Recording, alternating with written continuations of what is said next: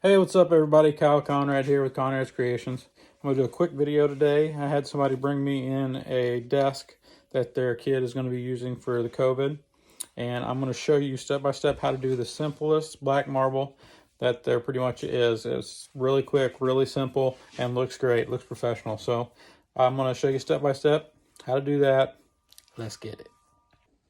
All right, so the first step you're going to want to do is you're going to wrap it in plastic like I've done here, just to protect the bottom, because the bottom I think is going to be a different color than the top is. I'm not actually painting the bottom, the customer is painting itself. I'm just doing the top. So first step, plastic it off, and then on the top I will sand it down to 120 grit because it's got some scratches and stuff in it, and the tops are made out of that particle board stuff with just like a thin veneer top on it. But once you get that epoxy down on there, it will be hard as a rock and last for a long, long time. So not my favorite kind of top to start off with, but doesn't matter. By the time you get epoxy on it, it'll be great, last forever.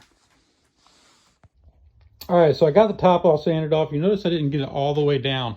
It doesn't really matter. Pretty much what I was trying to do is just scuff the surface up enough that the primer that I'm getting ready to put on it will stick to it good. So next up, I'll put 2 coats of primer and then go to the main coat of paint. I use 1-2-3 primer. It's my favorite.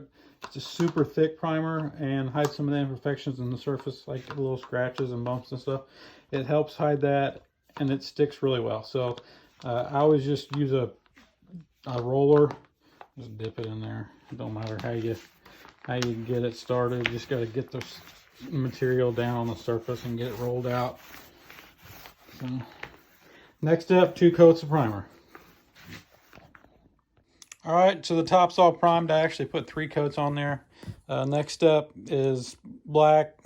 I usually use a black metallic, but I don't have any, so we're just gonna go black satin. The epoxy will make it shiny enough. So probably do 2 coats of this, and then on to the secret sauce.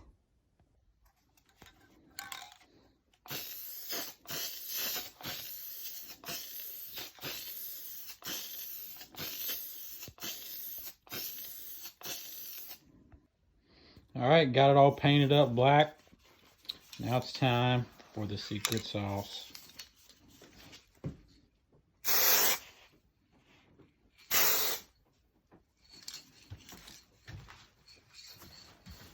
I always try to get all 4 sides first, and then if I need any, add any in the middle, I do. Just kind of start off and just bam.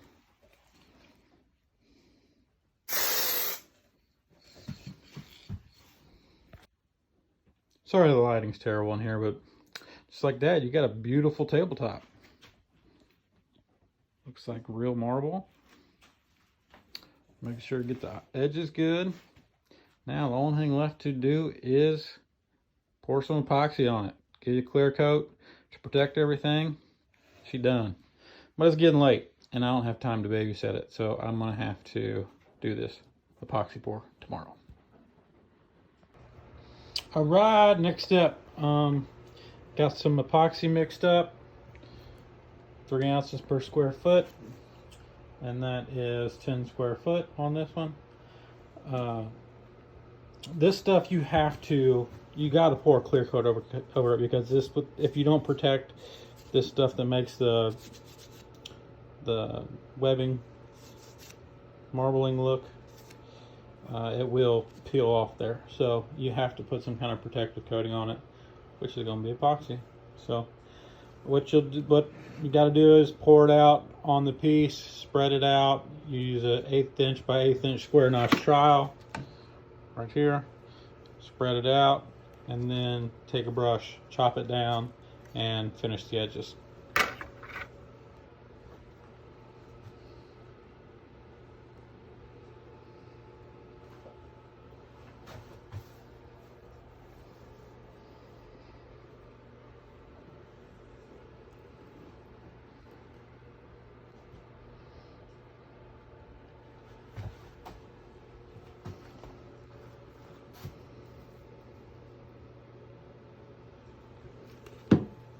I just leave the bucket like that, let it all fall out of there. Start troweling this thing out.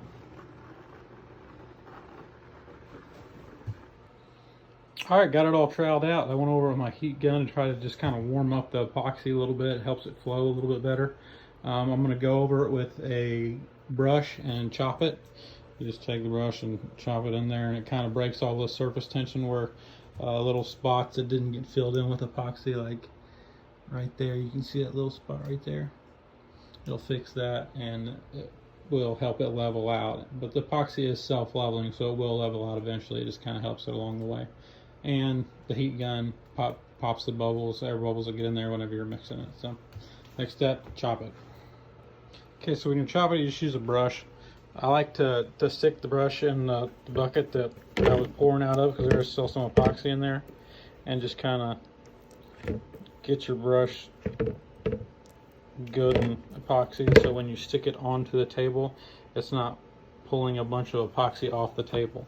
So you just start randomly chopping it like this, and just real random, no rhyme or reason.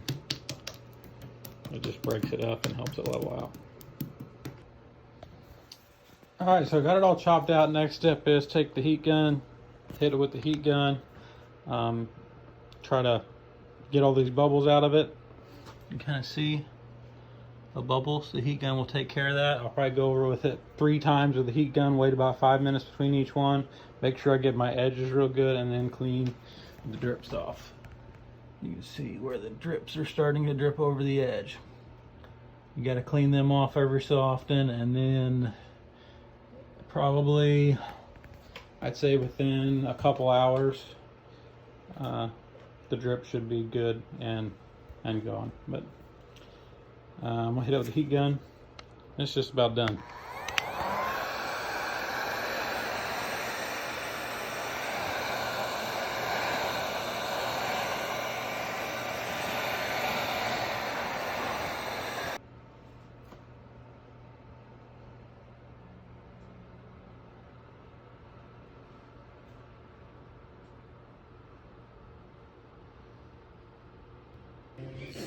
All right, I've got this table all wrapped up. I'm gonna have it all done.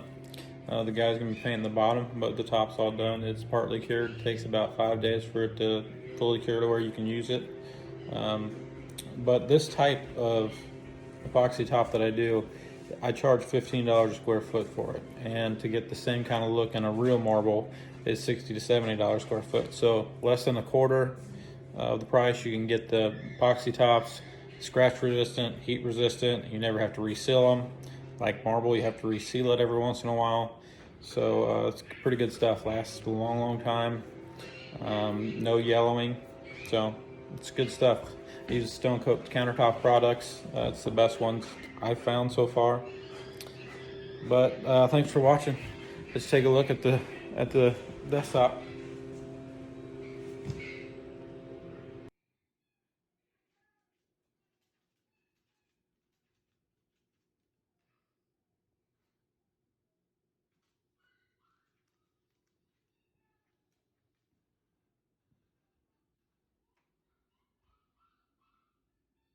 What's up, dog?